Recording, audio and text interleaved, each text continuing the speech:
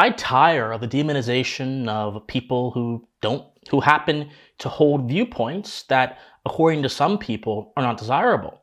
I'm tired of the demonization of Christians in America by the media, political, social, and academic industrial complex, which I'm going to get into in a second. I'm tired of the demonization of conservatives in America. I'm tired of the demonization of people who simply want to be left alone in America. I'm tired of the demonization of people who refuse to go along with the social authoritarianism of the annihilation of womanhood, of pronouns, of everything like that. I'm tired of it. I'm tired of it because when you demonize someone, what you are doing, more than you are doing anything as far as politics or policy goes, what you are doing is trying to diminish their standing in society through aggressive means by which you actually undermine the whole society. So, working from this framework, when I see someone like Joy Reid get on MSNBC during the primary night in Iowa, the caucus night rather in Iowa, and she says that white Christians are, according to a source she trusts, one of the most entitled demographics, and that white Christians are the ones who are the threats and will be the ones who get Trump reelected, I have all of these same revulsions and all these same angers that I just expressed to you. But it's not that I'm mad at Joy Reid. Joy Reid's not a thinker. She's not an intellectual. She's not anyone that actually comes up with ideas that are her own. Rather, she is a secondhand dealer of ideas who is essentially a staging platform for the ideas of the higher education industry to snake their way into the minds of the masses by means of propaganda. She's a propagandist, in my opinion, and that's just a fact. Most people in the corporate media are propagandists who don't actually care about philosophy, don't actually care about consistency. They instead care about pushing what they believe by virtue of either their feelings, their financial incentives, or some other ulterior motive that is alien to the truth. They are passionate about pushing what they believe is correct. Now, it's very interesting because Joy Reid's attack on white Christians, which I'll play the clip for you right now so you can see exactly what she said in context. But, I feel like the important sort of data point, and Steve talks about it a lot, he's going to probably talk about it a little more tonight, is that these are white Christians. That this is a state that is overrepresented by white Christians that are going to participate in these caucuses, yes. Especially tonight.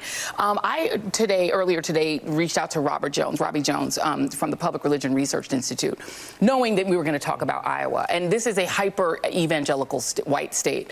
And he said the following to me: Iowa is about 61% white Christian. The country as a whole is approximately 41% white Christian. And in Iowa, we're talking about evangelical white Christians. And he said the following. Because I asked him, what do they get out of supporting Donald Trump? Because he keeps losing, he keeps delivering losses and losses and losses. And he said the following: they see themselves as the rightful inheritors of this country, and Trump has promised to give it back to them. All the things that we think about electability, about, what are people gaming out, or none of that matters when you believe that God has given you this country, that it is yours, and that everyone who is not a white conservative Christian is a fraudulent American, is a less real American. Then you don't care about electability. You care about what God is. Well, this attack isn't anything new. It exists within a backdrop of something that's been going on in our political discourse for the past few years, where the phrase white Christian nationalist has become the new boogeyman of the elitists in academia and the propagandists in the media who seek to delegitimize and attack what they see as a core voting and political constituency that could upend their hold over power. I mean, a quick Google search will actually yield several results to this effect to back up my point. For example, on Yale University's website, Yale, that prestigious Ivy League university, maybe in society, we need to have a serious conversation about the impact that status has on blunting our minds and making us stupid because we value vanity more than we value substance. If someone says, I went to Yale, the immediate reaction in 99% of the population is, oh my gosh, Yale? Oh, you're so smart. No, My reaction is, okay, at what level of indoctrination are you? At what level is your mind shackled and enslaved to the ideas of those who run our current system, and also to the ideas that permeate the higher education environment? That is oftentimes my question, but I digress. Yale put out an article saying Understanding White Christian Nationalism, where they document a seminar that actually happened with several Yale professors participating in it back in 2022, where a group of journalists at a 2-day conference, a group of journalists and professors assembled to define, I'm quoting, how white Christian nationalism relates to other ideologies in the United States and abroad, describe how it is organized, and explore lingering questions about what role it may play in the November midterm elections and how much of a threat it represents to American democracy. So here's what's been happening for the past few years on the issue of white Christians and white Christian nationalism. What's been happening is actually rather devious, but it should become more patently obvious as I explain it. What's been happening is the higher education industry, particularly a few people within the culture of higher education, have approached the issue of Christian nationalism, which I'm sure many of you have heard of in the past few years. I've done several videos on it. I'll direct you to those in the description down below, where they have approached the issue of Christian nationalism with a set of premises. You already see there. First, the first premise is that Christian nationalism is an indisputed threat to American democracy. They begin with that. And then they also assume by saying that white Christian nationalism is a social phenomenon in America. So these two assumptions, that A, it is a social phenomenon in America, and B, it is a threat to democracy, are not actually tested or analyzed by the people who believe these things, but rather they are asserted, and then being asserted, they therefore have some kind of validity according to these people, and they snake their way into our political discourse. Untested assumptions, premises that are not substantiated by virtue of them coming from some academic source, and that academic source feeding into the society of status and being therefore legitimized by its status, i.e. Yale, would then completely dispel the need for basic logical argumentation. It's interesting. So when you can construct an entire seminar around faulty premises, and you have journalists, people in the media who manufacture consent, who set the narratives, who manipulate the minds of the masses, reciting your untested premises, do you guys understand what happens? You get flawed conclusions. From flawed thinking comes flawed conclusions. The truth is, most of the public, most people in media don't know what white Christian nationalism or Christian nationalism in general is. I'll be very brief here. Christian nationalism, truly understood, is called Christian Reconstructionism. And that is a very fringe group of people that are not in sync with mainstream Christianity, that are not in sync with mainstream Christian doctrine, who happen to believe in a theocracy. But what you are seeing now in our current society, the so-called white Christian nationalist boogeyman, is not Reconstructionists. These are simply people who happen to be Christian, who happen to love their nation and believe in national sovereignty, and who happen to support someone who the media, the system, and the upper class in the society of status all hate, that being Donald Trump. So therefore, this has nothing to do with Christianity, nothing to do with nationalism, and everything to do with the villainizing an entire demographic of people by assigning a broad archetype to them that evokes terror and fear in the minds of the public. That is what this is about. This is called issue linkage. Walk with me here. Issue linkage is when you take one issue and then you loop it in to an issue that is actually different but plausibly similar to the issue, and you connect them together, and therefore the impact you would have with that issue, you have the same impact with the other issue. So you have these two different issues bound together that you can then therefore use for political and social impact. The WEF actually had a panel where they discussed how to do this.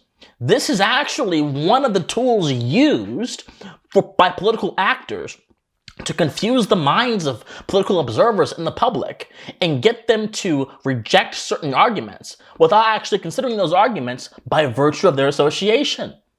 Is any of this making sense to all of you? Association is being used as a tool to blunt our minds, make us dumber, and render us susceptible to the forces that don't want us to think, to the forces that have an axe to grind with America. This is not hyperbole. This is plain, substantive, bold-faced truth. But there's something else going on here too. And I'll close on this. The cultural agenda, the cultural project of the left wing in America for the past 50 or 60 years has been multiculturalism. And if you consider the demographics of America, the majority of Americans are white. The majority of Americans are Christians. And there are predominantly a large amount of males in this country. If the project of multiculturalism is ultimately to see the dominant demographics as evil and to displace them with minority demographics by means of social engineering, then it makes total, complete sense that the left-wing propagandists in media and in academia would be ginning up this narrative about white Christian nationalists. This is multiculturalism 101. Multiculturalism, as opposed to cultural pluralism. Cultural pluralism tells us that we are all united under a set of universal values. And arguably, America is the most prominent and so far most successful pluralist project in the world. People can come here from Cuba and become conservatives and get along well. Latinos in America also overwhelmingly tend to like the country, so on and so forth. But then you have multiculturalism, which says, oh, no. The fact that you have a great amount of statistical dominance and cultural prominence means, by virtue of that fact, that you are evil, you uphold systems of oppression, and therefore you must be teared down. This is where the idea of moral and cultural relativism snakes in, because it then says that just because a majority of people believe position X does not mean that's right. In fact, all cultures are equal. Well, it starts off with the half-truth. Just because a majority of people believe something does not mean it's correct, but just because a minority of people believe something does also not mean it's correct, nor does it mean it must be respected. There are some cultures that are absolutely horrific and horrible and bad, and there are others that are good and virtuous and should be lauded. But under multiculturalism, you can't really villainize any culture unless it is the dominant culture. Hence, Joy Reid's insistence that white Christian males, white Christian voters are going to be the death knell of our republic. Not only is it an irrational, untested assumption that has been created by academics to demonize someone who they hate, which is the former president, but it is also an attempt to inject multiculturalism into the discourse by normalizing racism against the majority population in the name of advancing minority rights, when in all reality, it advances no one's rights because it dehumanizes someone, reduces someone to one of their barest bone characteristics, i.e. their race, and then pits people against each other on that basis. It secures no one's rights and only advances the agenda of the cultural and social adventurists who benefit from tearing down social relationships and reconstructing them in a false way. And that false way being around this metric of multiculturalism, around this metric of forced equality, around this metric of equity. That's what's going on here. Open your eyes, people. This is why they're demonizing white Christians. It's not about white men. It's not about Christians, not about nationalism. It is about a cultural project meant to tear down the dominant group, and by doing that, create some kind of political praxis to rise up a different group, a different set of values, and then by doing that, dramatically transform the society. But before they can do that, they have to normalize certain things. That's what it's about. It's not about white versus black. It is about an attempt to engineer the culture from on high to make it into something that is not going to be healthy. Open your eyes. Whenever you see academia moving on an issue, whether it be Christian nationalism or whatever, you should always ask, what's the media doing? Because once you see that connection between the Brookings Institute and Yale, who all did events about white Christian nationalism, you'll be able to see what's actually going on.